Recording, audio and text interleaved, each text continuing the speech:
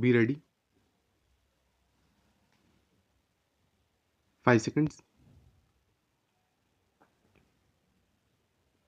Start. Economic and cultural issues were referred to separate committees and their reports were finally adopted by the Committee of the Whole Conference. This committee also dealt with the remainder of the agenda, including the main political issues. The House will be familiar from the final communique of this conference, which has been laid on the table of the House with the proceedings of these committees and the recommendations made. It is, however, relevant to draw attention to their main characteristics. These recommendations wisely avoided any provision for setting up additional machinery of international cooperation, but on the other hand sought to rely on existing international machinery in part and for the rest on such decisions as individual governments may by contact and negotiation find it possible to make.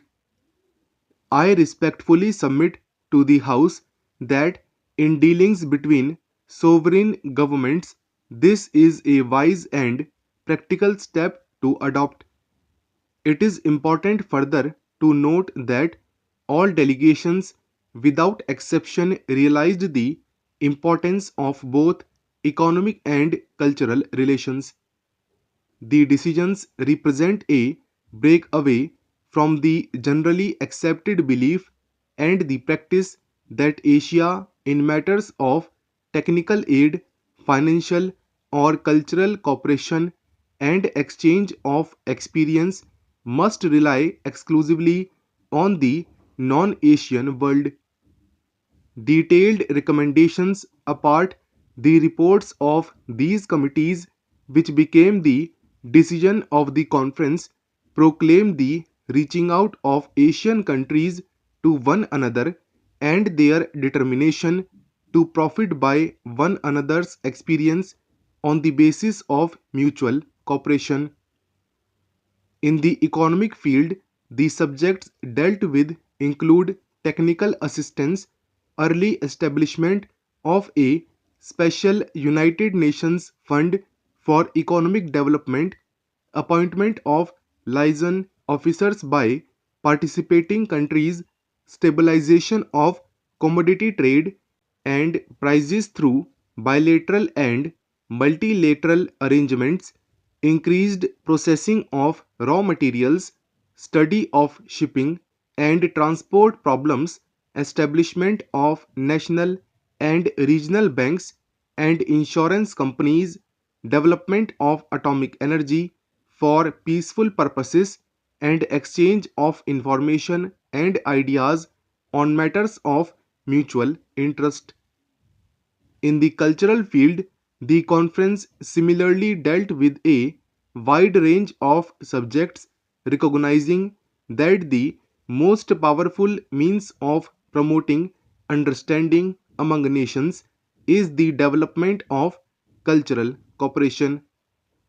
The links that bound the Asian and African countries together in earlier ages had been surrendered their more recent history of foreign conquest and annexation. The new Asia would seek to revive the old ties and build newer and better forms of relationship with other countries. As a practical step, the conference decided that the endeavors of the respective countries in the field of cultural cooperation should be directed towards better knowledge of each other's country, mutual cultural exchanges, and the exchange of information, and the best results would be achieved by pursuing bilateral arrangements, each country taking action on its own in the best ways open to it.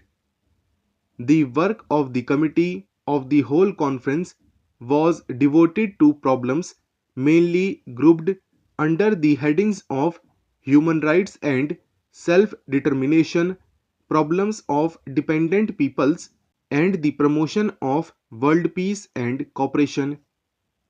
Under each head were grouped a large number of specific problems. In the consideration of human rights and self-determination, specific problems such as racial discrimination and segregation were considered. Special consideration was given to the Union of South Africa and the position of people of Indian and Pakistani origin in that country, as well as to the problem of Palestine in its relation to world peace, human rights, and the plight of the refugees. The problem of dependent peoples or colonialism was the subject which at once created both pronounced agreement and disagreement. In the condemnation of colonialism in its well understood sense, namely the rule of one people by another with its attendant evils, the conference was at one. It affirmed its support of those still struggling to attain their independence and called upon the powers concerned to grant them independence. Special attention was paid to the problem of Morocco, Tunisia, and Algeria, as well as West Iran, Aden, which is a British protectorate and is in a different category, also came in for consideration. There was, however, another and different view in the conference which sought to bring under colonialism and to include in those above affirmation the alleged conditions in some countries which are sovereign nations. Some of these are members of the United Nations and all of them are independent in terms of international law and practice. They have diplomatic relations with ourselves and other countries of the world, including the big powers. It appeared to us that, irrespective of whatever views may be held in regard to the conditions prevailing in these countries or of relationships that may exist between the Soviet Union and them, they could in no way be called colonies, nor could their alleged problems come under the classification of colonialism. To so include them in any general statement on behalf of the conference could be accomplished only by acceptance by a large number of the participants of the conference, including ourselves, of political views and attitudes which are not theirs at all.